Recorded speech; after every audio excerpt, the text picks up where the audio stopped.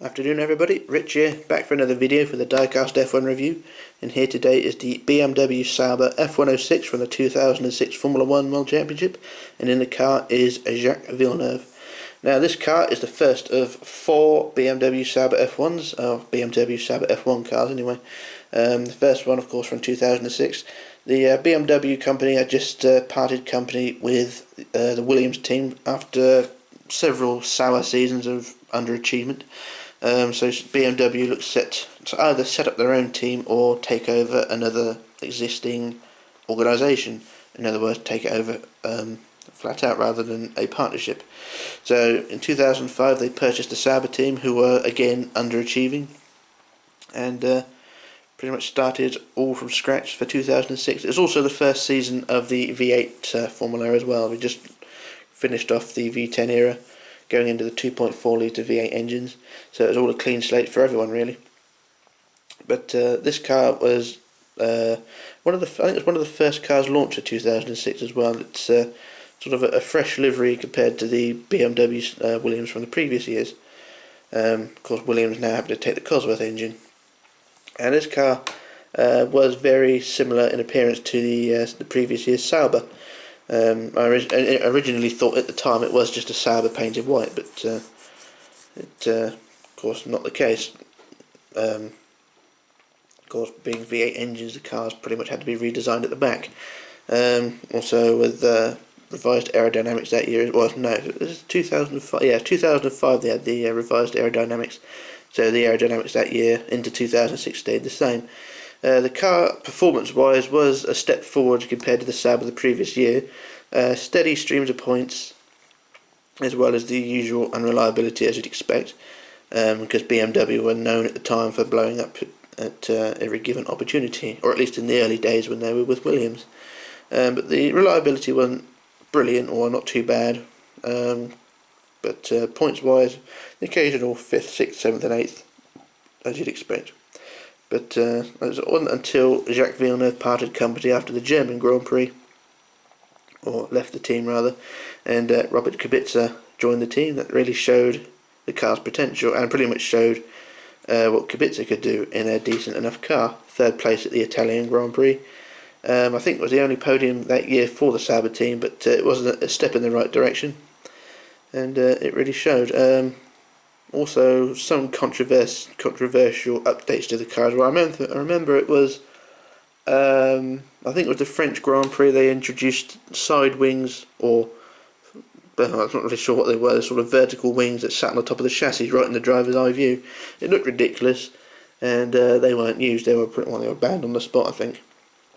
But yeah, it did look ridiculous, and that was one of the innovations at the time, because remember, going into by the 2008 it finished, we'd had cars with ears sticking up on the nose and things, and I think BMW Sauber were guilty of that as well, but I'll get to that review later on. But overall it wasn't a bad car. First season, and they set themselves a pretty high target for 2007, although 2007 was pretty much the best year they were going to have, although saying that 2008 was pretty good as well. But as a benchmark season, it wasn't too bad. Now on to the model. Another Minichamps model, and I think it just broke the front wing. Oh dear. But yeah, not a bad model. It does lack something compared to other models. I mean, materials-wise, if you go from the nose to the engine cover, or to the air inlet at the top, that's die-cast. Everything else back, including the engine cover, the side pods, is all plastic. I mean, this car is sort of a Minichamps model on a budget. The amount of plastic they used in this car, you can see the join line as it runs down the side. If I just zoom in, if you see that join line from the top of the engine cover down around the fuel flaps to the front of the side pods, basically to here, all that forward of that line is metal, everything else back is plastic, and I think it really lets it down, because it's an absolute stunning model. I can see where they're coming from. You know, there are intricate parts which probably take a bit of while to mould, but it really doesn't justify the price these things sell for. I mean, plastic all the way around, it's ridiculous. Never mind. But other than that though, it is a stunning model. I mean, white with this shade of blue, I mean, if the car was painted in this blue all over it would have looked amazing. but it's sort of the traditional BMW colours at the time. I think they're probably still the traditional colours now. I remember seeing Formula BMW races with pretty much all the cars painted in that colour, and it looked a bit daft, but never mind. But yeah, I'll say apart from the cheapness of it, the plastic on the sides or the plastic rear end, pretty much, I'd say it is a model to have, and it doesn't come up very often on eBay if you're going to buy one of these, or any retailer really. But yeah, it does have its fair share of plastic parts. I mean, the front wing, which I don't think it's broken, I think it's just loose. The front wing is a bit flimsy, and it is, of course, plastic, but it does flex quite a bit. Yeah, we just have a quick zoom around here. I do like the gold effect exhaust pipes on the rev. I just zoom into the exhaust pipes there. You can see, looks like they're well used. They've been used a bit. They're of course either the burnt effect or just painted gold. Look right at the back there to zoom out a bit and get a good idea of how the car looks. So that's the back end there. Just turn around again. I really like the grills on the rear, you know, the rear bodywork, the grill work there, very nice. Just turn around here. And I think I have broken this car before. I think I had it out the box, I think the day I bought it, and I broke one of these off. Silly sticky up bits. And there's a bit of Loctite holding it together. And I really should get a turntable for this, because turning it around on this table is not doing the table any good, nor the tyres. But overall, I'd say it's definitely a model to get. It's a bit, like I say, it's a bit cheap with the amount of plastic used, but I can see where they're coming from, the amount of intricate parts. But you know, they could have done a bit of a better job with it. But yeah, it's not too bad. We're just doing a quick zoom around the side again, or around the front. Look at the nose, the front wing, all in there, and this side here. And I just tip it up and have a gander underneath. And we have a yellow painted plank, or a brown brown painted plank. So we've got a look underneath here, BMW Sauber F106 2006, of course the Minichamps brand up there. Of course it's a zero keel car as well, so the suspension is bolted directly to the underside, or directly to the chassis rather than on a keel. So it's a flat underneath to the car there. A quick look at the diffuser as well, if I just move my mitts out of the way. So there we go. Not too bad. And just drop it down there, why don't I? But yeah, not too bad. Like I said, there are a few areas where bits will snap off. I mean, these winglets here are really loose, or just really flexy. The chimneys on the side there are pretty solid, because they're all one bit moulded. The flaps there are pretty solid as well, even though they're plastic, they are pretty solid. Rear wing, solid but a bit wibbly. The engine cover, of course, is alright, of course being plastic. Suspension wise, pretty solid as well, not going to fall apart. Tyres are traditional Minichamps rubber, and so they're not going to wear out. Barge boards, and the other barge boards are a bit loose, but of course being plastic as well. They are they moulded? No, they are pegged in. There's a little peg there which holds the barge board in place there, and I think another peg to the chassis there, and also this piece here is moulded into the other barge board, but it is very flimsy.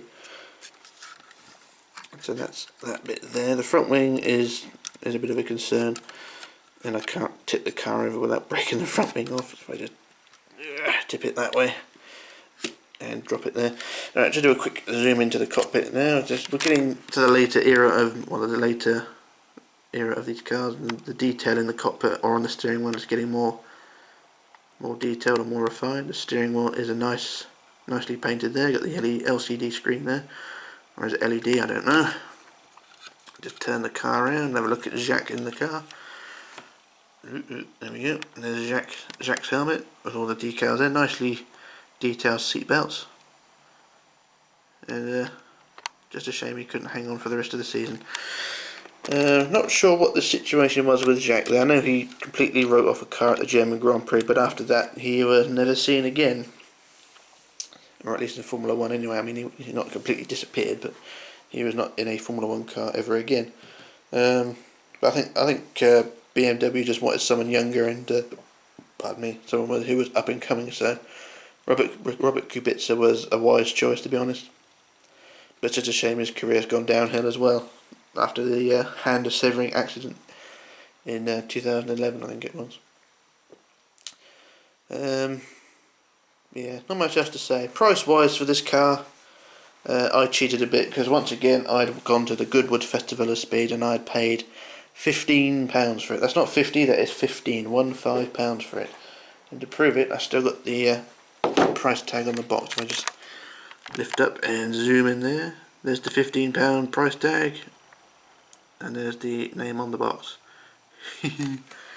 I think I've done quite well there. I remember me and my brother were there at the Goodwood Festival of Speed that year, and there were 3 of them on sale, and we bought all 3 of them. Well, I bought one, my brother bought 2, and then sold the other one.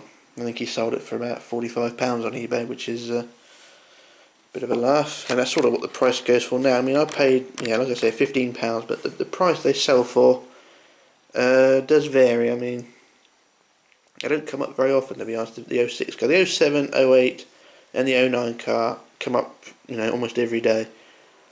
But the 06 car, especially if it's the dealer edition, I mean, you do get these in BMW dealership boxes, and they tend to sell for a bit more there as well. But there isn't. I don't think there's really a set price for them. I say around £40 to £50 you're likely to pay for the 06 car. The other cars I think are a bit more. The 09 car I think is the cheapest of the lot because it's probably the ugliest and the least intricate parts attached to it. But the 06 and I think the 08 cars are probably the rarer and the more expensive. The 08 car is especially expensive, and I've not been able to get hold of one yet. I've got all the other 3, this one, the 07 and the 09 car, but I can't find the 08 car anywhere. Anyway, enough about that rant. So yeah, I would recommend getting this car if you can. Then by all means get hold of it. It's a real nice model. Apart from the cheapness of the rear end of the car, but apart from that, I would say get hold of it. It's a stunner. It looks good on the cabinet, looks good in its box, and it'll look good in the collection. So that's my review, and I shall disappear now, and I shall return with another review. So bye for now.